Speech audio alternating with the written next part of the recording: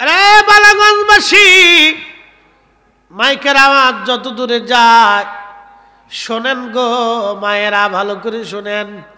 আমার দেশের কত নারী 6 মাসেও ওযু করে না,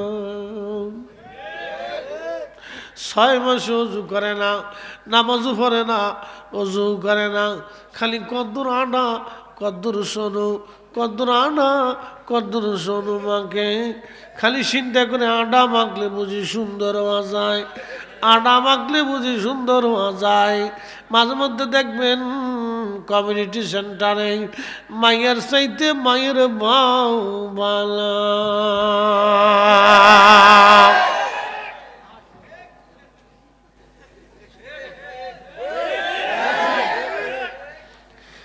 মায়ের কি সাজ দিছে, মায়ের চাইতে মায়ের মাই সাজ দিতে বেশি।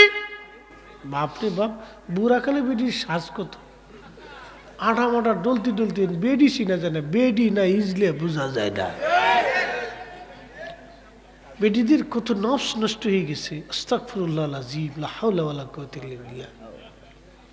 আমি একদিন আমার এক মুসল্লি মায়ের বিয়ে না ফুলার বিয়ে লয়ে গেছে গা ঢাকাতে, ধনী ব্যক্তি, ঢাকার বুঝেনি। যাওয়ার পরে আমার মসজিদের সেক্রেটারি সে কইতেছে, খতিব সাহেব এই কোথায় আসলাম? আমি বললাম বিয়ে খাইতে। তাকে এখন কি ভিতরে ঢুকবেন? আমি বললাম যে সেক্রেটারি সাহেব ভিতরে যদি ঢুকি তাহলে আর বেহেশত যাওয়ার কায়দা নাই, বাইরে বসে কদ্দুর ফাইলে খান নালি এনতে ভাগেন। যে অবস্থা, বাপরে বাপ, মাইয়ার কি সাজবো? বুড়াডি সাজতে সাজতে তো জান শেষ। আচ্ছা বুড়াডি সাজে কি তার লেগে বুঝলাম না কিছু। বয়স হয়ে গেছে 50, 55, 45, এতে সাইতে কি তা কোনো চায়? এতে নফস কত নিকৃষ্ট চিন্তা করে। ওরে বাপরে বাপ, বাপ দিচ্ছে কি